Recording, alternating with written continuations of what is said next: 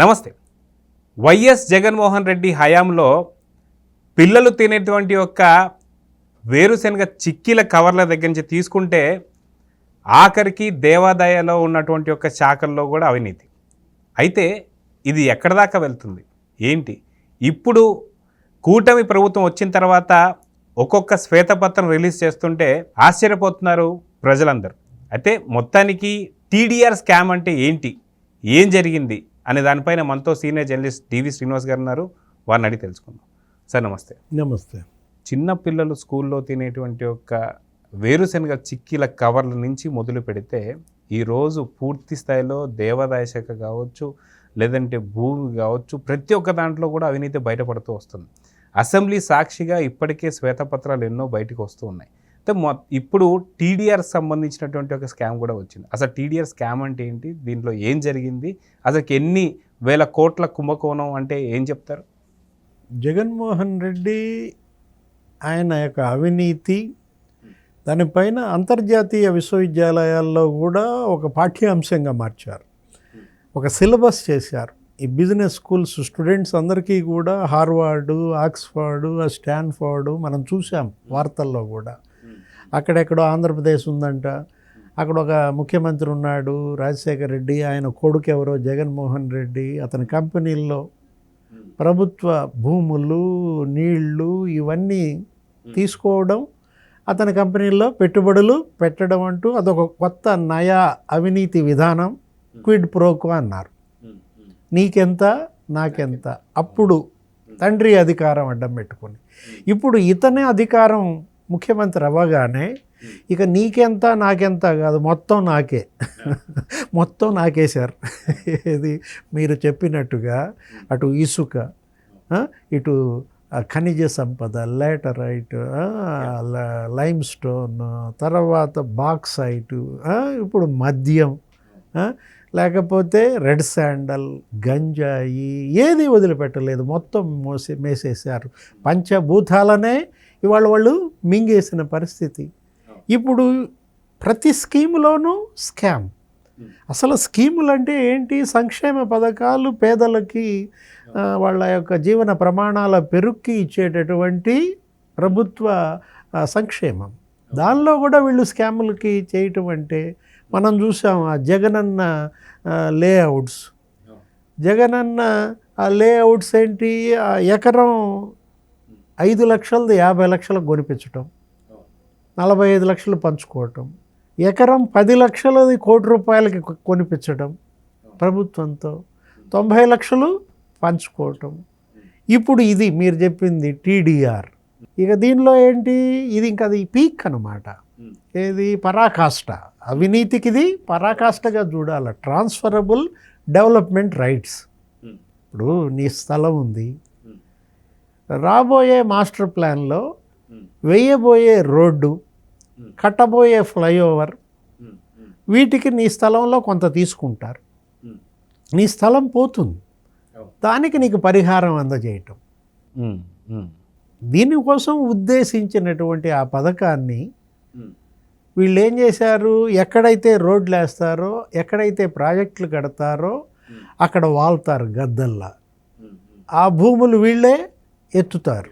అక్కడ ఉన్నటువంటి నిజమైన యజమానుల్ని కొంత ఇచ్చి సామధాన భేద దండోపాయాలు బెదిరించి లాగేసుకుని అది వీళ్ళు ప్రభుత్వానికి ఇవ్వడం, ఆ పేదోడికి రావాల్సిన డబ్బు వీళ్ళు మింగేయటం. అసలు ఇంకా పరాకాష్ట ఏంటంటే వీళ్ళే డిజైన్, వీళ్ళే ఇక్కడ రోడ్ వేయమని చెప్పటం, వీళ్ళే ఇక్కడ ఫ్లైఓవర్ కట్టమని చెప్పటం. 10,000 కోట్లు ఆ విధంగా వీళ్ళు మింగేశారు. నారాయణ రెవెన్యూ మంత్రి మొన్న చేసిన సమీక్షలో ఆయన విస్తుపోయాడు. అసలు ఇదేంటి ఇది, ఒక తిరుపతిలోనే 4,000 కోట్లు కొట్టేశారు. తిరుమల తిరుపతిలోనే టీటీడీ చైర్మన్ భూమన కరుణాకర్ రెడ్డి తన కొడుకునే తిరుపతి మున్సిపల్ కార్పొరేషన్ డిప్యూటీ మేయర్గా పెట్టడం.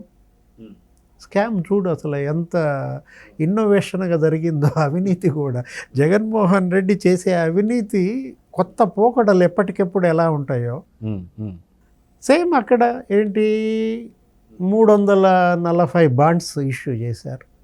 టీడీఆర్ బాండ్స్ 4,000 కోట్లు మింగేశారు. ఇప్పుడు యాక్చువల్గా 20,000 ఉంటుందంట చదరపు గజం అక్కడ. ఆ 20,000 చదరపు గజం ఉన్నదాన్ని 22,000 ఉన్నదాన్ని ఏం చేశారు, 1,22,000 చూపించారు. ఒక గజం, ఒక చదరపు గజంలో 1,00,000 మింగేశారు. అంటే యాక్చువల్గా అక్కడ రోడ్లు, అక్కడ ఆ ఫ్లైఓవర్స్ అవసరం ఉండదు. ఈ మింగటం కోసమే వాటిని ప్లాన్ చేయటం. తర్వాత ఏంటి, మొత్తం అలా చూసుకున్నా 1,000 కోట్లు ఇవ్వాలి బాండ్స్. 4,000 కోట్లు చేయటం ఏంటంటే 4 రెట్ల అవినీతి. టీడీఆర్లో జరిగింది 4 times కరప్షన్ అన్నమాట. పోనీ ఆ ఇచ్చిందన్నా నిజమైన బాధితులకు అందిందా? లేదు. నిన్న ఎవరు ఛానల్ వాళ్ళు అక్కడ చిన్న ఇది పెడితే వాళ్ళంతా గగ్గోలు పెట్టారు. మా భూమి పోయింది, మాది లాక్కున్నారు, మాకు న్యాయం జరగలేదు, మాకు పైసా ఇవ్వలేదు, చివరికి పోయింది పోగా మేమే ప్రహరీ కూడా అప్పు చేసి కట్టుకున్నాం, బ్యాంకు దగ్గర లోన్ తెచ్చుకున్నాం, ఆ కిస్తీలు కట్టలేకపోతున్నామని గోడు. తణుకు అనేది చిన్న పట్టణం, అది నగరం కాదు, కార్పొరేషన్ కాదు, municipality. 1st grade, 2nd grade, 3rd grade లాగా ఒక చిన్న మున్సిపాలిటీలో 700 కోట్లు మింగేశారు. 29 టీడీఆర్ బాండ్స్, 29 టీడీఆర్ బాండ్స్లో 641 కోట్లు ఏమో కొట్టేశారన్నమాట. ఎవరక్కడ దోషి? కారుమూరి నాగేశ్వరరావు. అతను ఒక గౌరవ మంత్రి. అటు సివిల్ సప్లైస్లోనూ మేసేశాడు, ఇటు దీంట్లోనూ మేసేశాడు. మేయడంలో మహామేత అని చెప్పి అతను కొడుక్కే మళ్ళీ ఎంపీ టికెట్ ఇచ్చాడు జగన్మోహన్ రెడ్డి. అంటే ఎంత చూడు, ఎంత జగన్మోహన్ రెడ్డి క్వాలిటీసు, అతను ఏ విధంగా ఎవరిని ప్రోత్సహిస్తాడో ఇక్కడ అర్థమవుతుంది. అక్కడ కూడా అంతే కదా. ఎక్కడ భూమనకి టీటీడీ బోర్డు చైర్మన్ కొడుక్కి మళ్ళీ ఎమ్మెల్యే సీటు. 4,000 కోట్లు కొట్టారు కదా. మిమ్మల్ని మించిన పుడింగి లేరు కాబట్టి మీకే టికెట్లు. కారుమూరి నాగేశ్వరరావుకి అసెంబ్లీ టికెట్టు, కారుమూరి సునీల్ కుమార్కి ఎంపీ టికెట్టు. ఎందుకంటే మరి అరే చిన్న పట్టణంలోనే మీరు 700 కోట్లు మేశారంటే మీరు మామూలు మేతగాళ్ళు కాదు కాబట్టి మీరు ఎంపీగా లోక్సభలో ఉండాలని అతనికి టికెట్టు. పెద్దిరెడ్డి రామచంద్రారెడ్డి ఇంకో పక్కన వాళ్ళ కొడుకు మిథున్ రెడ్డి. వాడెవడో చెవిరెడ్డి భాస్కర్ రెడ్డి, చెవిరెడ్డి కొడుకు మోహిత్ రెడ్డి. అసలు మిమ్మల్ని మించిన స్కామర్స్ లేరు కదా. టీటీడీ అంటే తిరుమల తిరుపతి దేవస్థానం అంటావు, కానీ భాస్కర్ రెడ్డి ఏమంటాడు, తుమ్మలగుంట తిరుపతి దేవస్థానం. అదేగా అబ్రివేషను.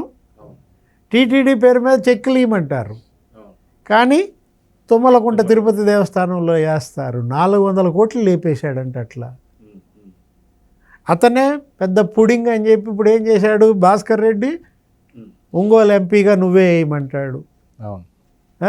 కొడుకు మోహిత్ రెడ్డి, అరే చిన్న పిల్లాడు బ్రహ్మాండమైన కుంభకోణాలు చేస్తున్నావురా, నువ్వు ఇంకా నన్ను మించిన నాయకుడిగా రావాలి అంటూ అతన్ని చంద్రగిరి అసెంబ్లీకి దించుతాడు. అతనెవరో ఎంపీ విశాఖపట్నం ఎంవివి సత్యనారాయణ. అబ్బో అసలు మామూలు మేతగాడు కాదు. ఎవరు? ఎంవివి సత్యనారాయణ.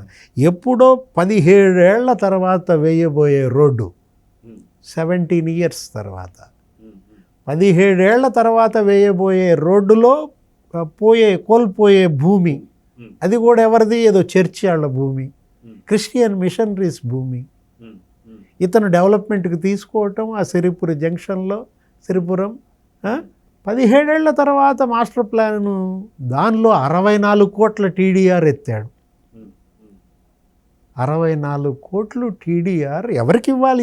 ఇస్తే నువ్వు ఆ చర్చిలకు ఇవ్వాలి, ఆ క్రిస్టియన్ సంస్థలకు ఇవ్వాలి. 18 సంస్థల భూమి అయితే ఎవరికి ఇచ్చారు? అదేదో ఎంవివి పీక్ అది కడుతున్నాడు కాబట్టి అతనికి ఇస్తారా? అరే కాకినాడలో మళ్ళా ఇంకో టీడీఆర్ స్కామ్ ఏంటి? అక్కడెవరు? అక్కడ ఎంపీ భరత్, లేకపోతే ఆ ద్వారంపూడి చంద్రశేఖర్ రెడ్డి. మామూలు మేతగాళ్ళు కాదనమాట. అయితే ఇంతమంది మేతగాళ్ళని మేపుతున్నాడు అంటే ఖచ్చితంగా ఈ మేతగాళ్ళందరూ కూడా దానా జగన్కి వేస్తున్నారు కాబట్టి వీళ్ళందరినీ మేపుతున్నారని చెప్పి అనుకోవచ్చు. అంతే కదా, ఎవరి వాటాలు వాళ్ళయ్యారన్నమాట. అప్పుడేది ఉంది ఒక శ్రీలక్ష్మి, ఆమె ఎవరు? ఆమెకే ఇచ్చారు ఈ శాఖ.